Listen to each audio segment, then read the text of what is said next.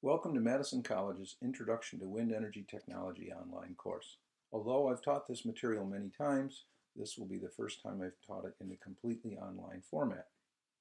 Hopefully there won't be too many hiccups or glitches.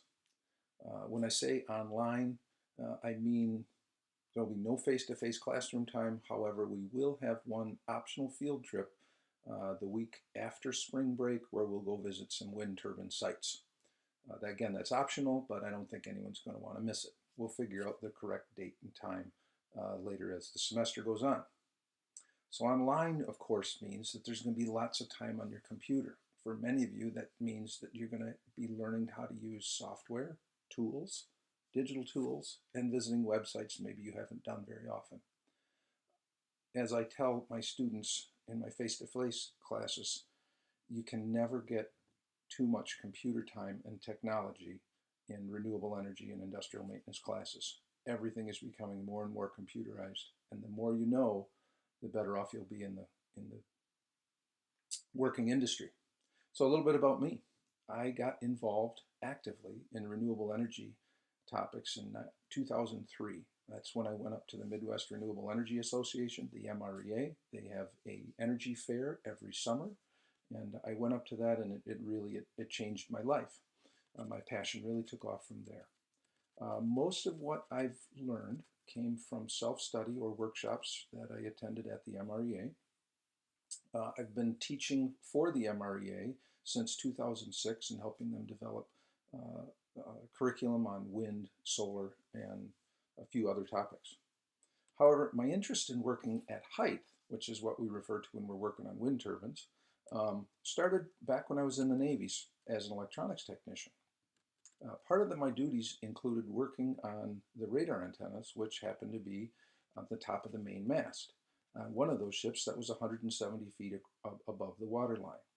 I liked this work so much that I made my final re-enlistment ceremony take place at the top of that mast. Lieutenant Commander Stavoy was the presiding officer at that ceremony, and he wasn't very thrilled about climbing to the top of the antenna platform. However, the photographer and I really thought it was cool.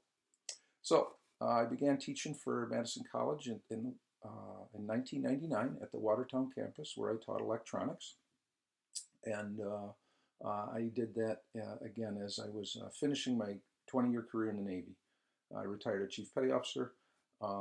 And those skills and experiences have worked well for me teaching industrial electricity classes for the college. Currently, I'm the Renewable Energy Program Director as part of the Industrial Maintenance Department of the School of Applied Science and Technologies at Madison College. I really enjoy teaching and working with students. I live with my family on a small farm just outside of Watertown, where we strive to live sustainably and in harmony with the world around us. Now about the class. This class will provide a broad look at wind energy, and this class can be used to satisfy the requirements for both the Renewable Energy Certificate and also the Wind Energy Certificate.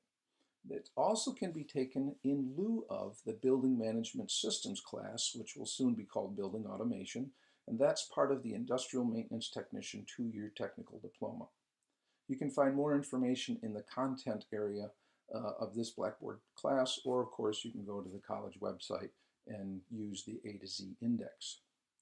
Online, well, what does that mean? That means in a sense you're going to be working at your own pace.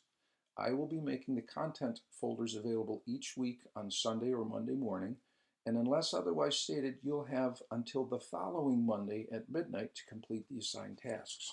The assigned work is going to take about 4 to 6 hours a week to complete, and I really want to encourage you to set aside some specific time to get this work done. Experience has shown that if you leave yourself 2 to 3 blocks of time scheduled into your normal work week, you'll have a good chance of staying on top of your studies. The idea that somehow we could fit those studies around other work, around play, other school activities sounds good in theory, but rarely works well in practice. Squeezing it in here and there hasn't had good results. So please take a look at your schedule now at the start of the class and find a way to make this a priority. You'll have a much better chance of being successful in this class. Hopefully by now you've read the syllabus, which I emailed to you over the weekend, and you hopefully have poked around on the Blackboard site. As stated, you're going to be graded by the timely completion of assignments, participation in online discussions, the quality of your site assessment reports, and finally your scores on quizzes and the final exam. Each of those 5 categories is worth 20%. For this week, we'll have several tasks, beginning with watching this video. All of your assignments will be made and submitted via Blackboard, and by selecting the Content button that's on the left side of the Blackboard menu, you're going to see on the right side there will be links to the syllabus, to the certificates, and also a couple folders containing textbook PDFs and the week 1 assignments.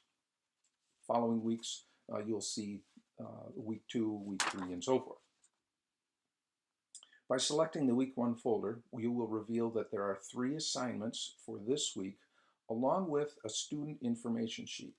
In a nutshell, you're going to be printing and then filling out the student information sheet. You'll then scan it back into your computer, your phone, your tablet, and you're going to email it to me using Blackboard, and you're going to email that form back to me as a PDF attachment.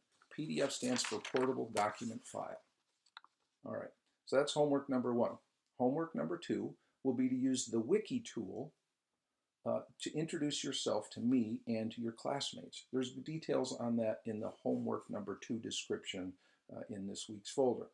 The 3rd assignment is to get a copy of the textbook. The textbook is Wind Power by Paul Gipe. I realize that not all of you will have a copy right away, so I made the first 3 chapters of the book available in Blackboard until the early part of February. Then they'll no longer be available. So I want you to read those chapters, first 2 chapters. And then lastly, there's a pretest that I'm going to want you to take. Don't be alarmed if you don't know many of the answers. That's why you're taking the class.